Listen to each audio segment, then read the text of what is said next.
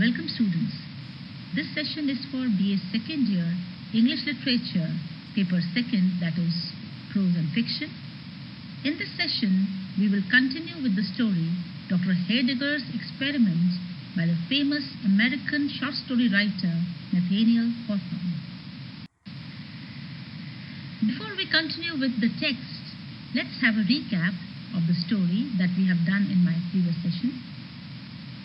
The narrator in the story remarks that Dr. Heidegger is very strange indeed and is the subject of many fantastical stories. So there are a lot of stories attached with the name of Dr. Heidegger, a lot of episodes attached to him, thousands of stories, some of which might have originated with the narrator himself, he confesses. He says a lot of stories have been made up by him.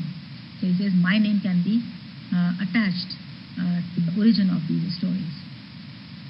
Heidegger puts the rose in the vase of water given to him 55 years ago by Sylvia Ward. And in my previous session, up till now in the story, we have seen that Dr. Heidegger, he puts a rose in that magical water, and the rose is 55 years old and given to him by Sylvia Ward, whom he was about to marry. His deceased fiancée, whose portrait hangs on the wall. It slowly comes back to life. This rose becomes young. It becomes as fresh as it was when it was blooming. His audience, however, is unimpressed. They remark that they have seen better stage magic tricks performed before. Just by bringing a rose back to its life, these 4 guests of Dr. Heidegger, they remain unimpressed because they have seen such magic tricks performed in the show of any magician. The reason Dr. Heidegger gives for wanting to observe rather than partake in the experiment is interesting. Now then we see that Dr. Heidegger, he says that same experiment he is going to apply on the 4 guests, and he is not going to partake in this experiment. Rather, he is just going to observe the effect of this water of fountain of youth on these 4 guests of his. The reason that he gives for this is quite interesting, because we see that Heidegger believes that he at least has gained wisdom in growing old, because he feels that as he has aged, he has become wise and wants to keep it. The water is described exactly as though it were some bubbly form of alcohol, once again suggesting that the supernatural events that follow may be due to the influence of alcohol more than science or magic. So the water itself, though it's said that it's from the fountain of youth, but the appearance of the water is a bubbly form, looks like an alcohol, and then the supernatural events that happen, which we are going to see in the story, they show us that maybe it's the influence of alcohol more on these 4 guests of Dr. Heidegger rather than any science or magic. Now let's continue with the story. It was apparently impregnated with effervescent gas. The little bubbles were continuously ascending from the depths of the glasses and bursting in a silvery spray at the surface. He gives a beautiful image of this magical water, and it appeared as if there was some effervescent gas, which is also there, we know, in soft drinks. Because from this water, small little bubbles, they were continuously ascending from the depth, and they were reaching the surface of this water and bursting in a silvery spray on the surface of the water. As the liquor diffused a pleasant perfume, the old people doubted not that it possessed cordial and comfortable properties. So because the smell of the water was quite comfortable one and pleasant also, so these old people, they felt that the property of this water is comfortable and cordial, it's drinkable, and it's not going to do any harm to them. As though utter skeptics to its rejuvenescent powers, but still they were doubting that this water is going to bring their youth back to them. They had no faith in that Dr. Heidegger's experiment, but they were inclined to swallow it at once. But looking at the water, they had a deep inclination. They were drawn towards it, and they wanted to swallow it at once. But Dr. Heidegger besought them to stay a moment. But before drinking that water, Dr. Heidegger asked them to wait for a moment. And he said, "Before you drink, my respectable old friends," said he, "it would be well that, with the experience of lifetime to direct you, you should draw up a few general rules for your guidance in passing a second time to the perils of youth." Now he, in a way, warns them that they have grown old and they have a life full of experience with them, and they must have learnt a lot from the experience of their life. So if they are given a youth for the second time, they are surely going to make use of the experiences which they have had, and they are going to set some general rules for them to guide them, because the path of youth age is full of dangers. And what a sin and shame it would be if, with your peculiar advantages, you should not become patterns of virtue and wisdom to all young people of the age. He says that you are the only people who will have this advantage of living youth age once again, and so they should prove an example to the young people around, that they are full of virtue and wisdom, because they have led a whole life and they have experience of a whole life. And again, given if they are youth age, then they should prove virtuous and wise example to young people of their age. The doctor's four venerable friends made him no answer, but they did not answer Dr. Heidegger of this, except by a feeble and tremulous laugh. They just gave a weak laugh at Dr. Heidegger's this statement. So very ridiculous was the idea, because at that time they thought it was so ridiculous. It was quite a general thing that, knowing how closely repentance treads behind the steps of error, they should ever go astray again. Because once they have lived the whole life, and they know what wrong they have done in their life, and because after every wrong there is repentance, a person feels that he should not have done in such and such manner. So after committing this mistake for one time in lifetime, they knew it well in their mind that they are never going to go astray again. They are not going to repeat the same mistakes again if they are given a chance to live their life. "Drink then," said the doctor, bowing. "I rejoice that I have so well selected my subjects of my experiment." He says, Dr. Heidegger gives them permission of drinking it, and he says that I'm happy that I've selected my subjects of this experiment so well. With palsied hands, because they were old, the hands of these four guests were shaking, they were trembling, they raised the glasses to their lips. These four guests of Dr. Heidegger, they start drinking this magical water. The liquor, if it really possessed such virtues as Dr. Heidegger imputed to it, could not have been bestowed on four human beings who needed it more woefully. He says, if it's really true that whatever Dr. Heidegger has said about this liquor is right, then the narrator says that these four human beings were the best people to experiment on, because they were so old that they needed it at the most. They looked as if they had never known what youth or pleasure was, because they were so old that after looking at them, nobody could ever imagine that they were ever in their youth age or ever tasted pleasure of life, but had been the offsprings of nature's dotage, and always the grey, direct, sapless, miserable creatures.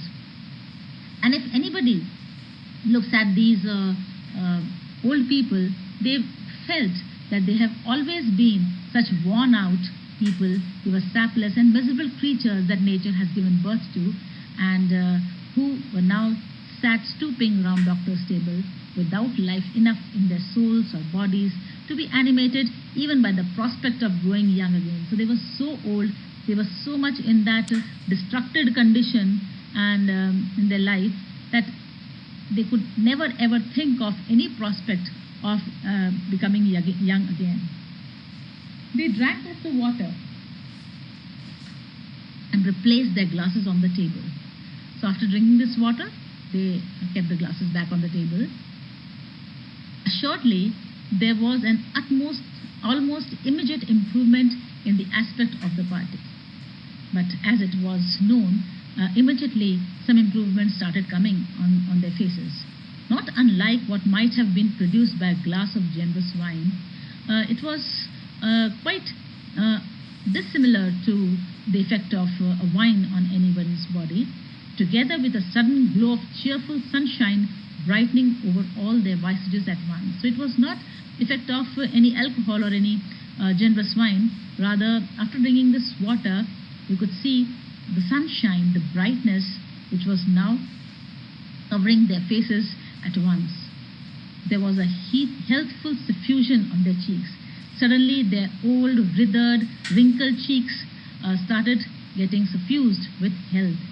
Instead of ashen hue that had made them look so corpse-like, so the cheeks start glowing and they start growing pink, and up till now the complexion on their face was ash-like and they used to look like a corpse, but now they are getting healthy color on their face. They gazed at one another and fancied that some magic power had really begun to smooth away the deep and sad inscriptions which Father Time had been so long engraving on their brows. So here narrator calls time as father. Time that keeps on delving wrinkles on faces of people slowly, but it's very sad for people.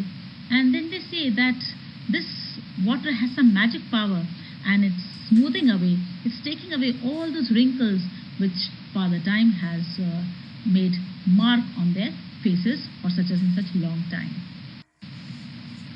Widow Shirley adjusted her cap, for she felt almost like a woman again. Because she is also coming back to her youth age, she's feeling woman-like again. Give us more of it, this wondrous water, cried they. Now they want this water more and more, they said eagerly.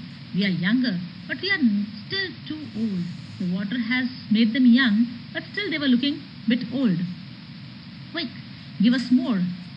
Now they are asking Dr. Heidegger for more and more water. Patience, patience, quoth Dr. Heidegger. He asked them to remain patient with this. Just relax, said Dr. Heidegger, who sat watching the experiment with philosophic coolness. Now Dr. Heidegger is in a quite thoughtful condition. He is just watching the experiment. He is trying to draw his conclusions out of it. You have been a long time growing old. Surely you might be content to grow young in half an hour. He says, you have been growing old for so many years. Now, for growing young again, you need at least half an hour. But the water is at your service. This whole water is for you. Again he filled their glasses with the liquor of youth, enough of which still remained in the vase to turn half the old people in the city to the age of their own grandchildren. So he again serves his guests with this liquor of youth. And there was so much of water still there in the vase that it could turn half of the city people, old people in the city, to that age of their grandchildren. With the bubbles yet sparkling on the brim, the doctor's 4 guests snatched their glasses from the table and swallowed the contents in a single gulp. Now they were so eager to drink this water that as the bubbles were sparkling, these 4 guests, as soon as the glass was full, they snatched it and they emptied the content in the glass in a single gulp. Was it delusion? Even while the draught was passing down their throats, it seemed to have brought a change on their whole system. So here, narrator is asking, is it real or it is a delusion? But as they were drinking the water, this water was having that magical property that even while drinking, the whole system of their body was changing. Their eyes grew clear and bright. A dark shade deepened among their silvery locks. Their hair started becoming dark. The grey color was going away from their locks. They sat around the table, 3 gentlemen of middle age and a woman hardly beyond her buxom pride. Now they were in their middle age, and woman was a little more than the prime time of her life. So that was the effect of water on the 4 guests of Dr. Heidegger. My dear widow, you are charming, cried Colonel Killigrew, whose eyes had been fixed upon her face, while the shadows of age were flitting from it like darkness from the crimson drapery. The narrator, he has already told us right in the beginning that these 3 men that the guests of Dr. Heidegger, they were suitors of widow Weischerle in youth age, and they were rivals in their love towards her. Now, as soon as we see that this widow Weischerle is again becoming young, Colonel Killigrew, he looks at her and comments on her that she is looking charming, and this widow Weischerle, her face was returning to youth age just as the day starts breaking and the night is gone and the darkness is gone when the sun rises. The fair widow knew of old that Colonel Killigrew compliments were not always measured by sober truth. So right from the past she knew that you just cannot take Colonel Killigrew compliment always as true. So to confirm, she started up and ran to the mirror. So for confirming whether she's looking charming or beautiful or not, widow Weischerle, she got up and ran to the mirror, still dreading that ugly visage of an old woman would meet her gaze. And still she was quite afraid that as soon as she's going to see in the mirror, she's going to see the same ugly face of an old woman, which she did not like. She did not like her old age face. Meanwhile, the three gentlemen behaved in such a manner as proved that the water of the fountain of youth possessed some intoxicating qualities. So widow Weischerle was busy in looking at her in the mirror, and meanwhile these three gentlemen, they were behaving as if they were intoxicated with the water of youth, unless indeed their exhilaration of spirits were merely a lightsome dizziness caused by a sudden removal of weight of years. And one could see that they were so happy in their spirits. It was just because they have been old for quite a long time, and this weight of old age was suddenly removed from their shoulders, and they were feeling so light at present. Now let's analyze the story before we move further. The water which is described exactly as though it were champagne or some other bubbly form of alcohol, once again suggesting that the supernatural events that follow may be due to the influence of alcohol more than science or magic. So here readers are in a doubt that the supernatural events that are happening after drinking of this water, they were due to the influence of the alcohol that was there in the water maybe, or was it science or magic? His experiment seems to be about morality, or perhaps more broadly about humanity. But slowly readers realize that it's not about making these four guests younger. Rather, the experiment of Dr. Heidegger is about humanity, about how people behave when they get younger, or when they get one more chance to go young, how they actually behave. Do they learn from a life full of experience? Do they repeat the same mistakes? Or they learn from the mistakes they have done in their past or in their whole life, and once they're given one more chance to be young, how exactly they behave in their life. Ultimately, whether it's one or the other seems not to matter. What exactly happens, whether it was alcohol or whether it was science or magic, this is not the question. The story isn't interested in how the four characters became young, whether through magic or drunkenness, but rather in what they do once they believe themselves young. So the whole focus of the story is not in how these four characters become young, whether it's magic used or drunkenness used. The whole focus of the story is that what do they do exactly when they know that they are young. By making it unclear how they become young, the story pushes those sorts of questions on the side and brings the moral question front and center. So writer has not made clear how they became young. Rather, he purposely keeps this in a doubtful condition just because he wants the readers to focus more on this important question, that what exactly happens, or how human beings behave when they are given second chance in their life. We'll continue with the story in my next session. Thanks.